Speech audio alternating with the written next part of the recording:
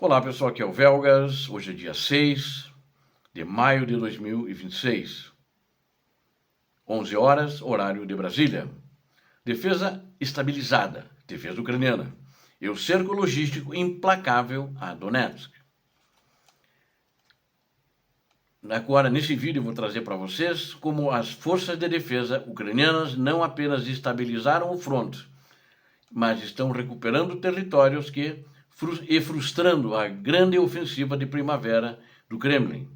Você vai entender como a estratégia ucraniana resultou na retomada de mais de 100 km², enquanto o exército russo se afunda em problemas de comunicação e logística.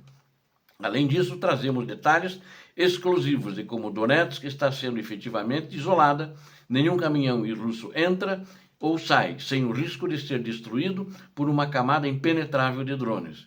Este é o momento em que a guerra muda de rumo e você precisa saber disso. Peço, você que não está inscrito, inscreva-se. Inscreva-se no canal, deixe o seu like, peço a todos que façam isso e também compartilhem e comentem e recomendem o canal para que todos conheçam a verdade. E faça seus comentários, o que você acha dessa superioridade ucraniana. É muito importante o teu comentário também. Eu falei ali, quando estava apresentando o trabalho, que são 100 km², mais de 100 km². Agora, porque eles já tinham em outras regiões, somando ali Zaporizhia, etc., e junto com Donetsk, mais de 500 km², e Dnipropetrovsk também. Agora, isso aí é uma nova contabilidade do que eles conseguiram agora aqui, nos últimos dias, agora é maio está no começo, né? Então vamos discutir justamente essa estabilização do fronte e o isolamento estratégico de Donetsk. A Ucrânia demonstra mais uma vez capacidade de resistência e adaptação ao estabilizar as defesas e retomar a iniciativa em áreas cruciais da linha de batalha, né? do campo de batalha. As forças de defesa estão focadas em duas tarefas vitais: causar o máximo de perdas aos russos e interromper qualquer tentativa de avanço aos russos. Especialistas militares e o comandante em chefe do exército ucraniano, o general Alexander Syrskyi, confirmam que a primeira grande onda de ofensiva russa de primavera foi completamente frustrada e eles fracassaram. Na realidade, a missão da Ucrânia, a missão do general, que foi feita com muita competência, era fazer justamente os russos fracassarem. Tinham que fracassar e fracassaram.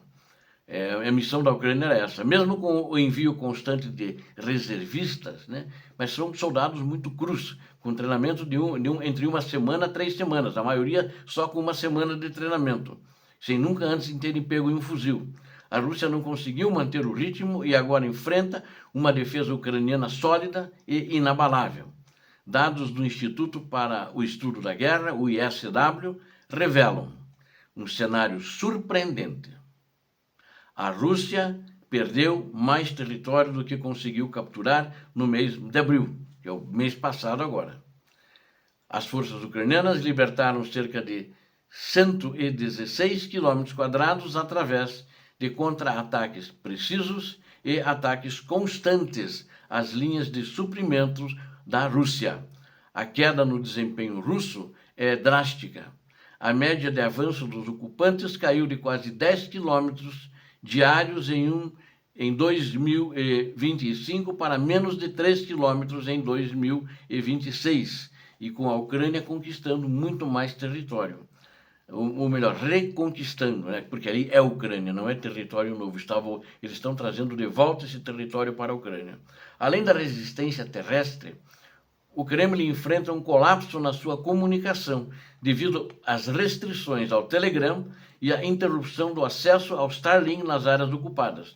Quanto à questão do Starlink, foi um acordo que a Ucrânia fez com o proprietário da Starlink, o Elon Musk, né? Isso aí não tem jeito. Mas o Telegram foi por iniciativa do ditador da Rússia, que está com outro problema lá em Moscou. Medo de manifestações, medo de conspiração. Aí ele abortou para todo mundo o Telegram, né? Mas também aí piorou na linha de frente. Então, muitas vezes as tropas russas, ultimamente, na maioria das vezes, estão perdidas. Estão andando em círculos à deriva e estão batendo cabeça. Então, é uma descoordenação russa, e que é aproveitada pela Ucrânia, sem dúvida nenhuma, que agora executou uma manobra de isolamento sem precedentes na cidade de Donetsk. Ou seja, os ucranianos sabem disso, sabiam disso, que eles estão com problemas de comunicação. E ela está isolando eles em Donetsk. A cidade, de fato, que nem é o título do outro trabalho, Donetsk está cercada. A cidade de Donetsk sitiada. Aliás, sitiada é o título que eu tinha dado.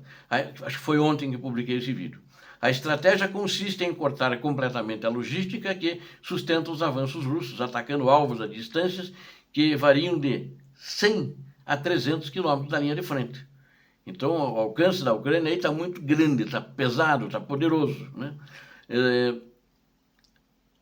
Donetsk, né? A cidade de Donetsk, um centro militar vital para o Kremlin, está sendo cercada à distância por um sistema de cobertura de drones em camadas. Isso aí é uma coisa. Com certeza, isso é uma preparação para retomar a cidade de Donetsk e toda a província de Donetsk. Então, a única maneira dos russos reconquistarem a província de Donetsk, o que falta, é se eles conseguirem numa mesa de negociação. Mas todo mundo já sabe que Zelensky não vai ceder, ele já disse que não vai entregar. Drones FPV de curto alcance dominam um raio de 20 quilômetros, enquanto drones de médio alcance atingem rotas de transporte mais profundas com alta precisão. O resultado é que nenhum veículo de transporte, seja de munição ou combustível, pode entrar ou sair da cidade sem o risco iminente de ser alvejado pelos drones ucranianos. Operadores do Corpo do Exército Azov têm sido incansáveis no monitoramento desses veículos militares, transformando as rotas de suprimento em corredores de morte para os russos. Ao menor vacilo que os russos façam, os drones ucranianos já estão em cima atacando, seja isoladamente ou seja em comboios. Comboios no caso russo, né?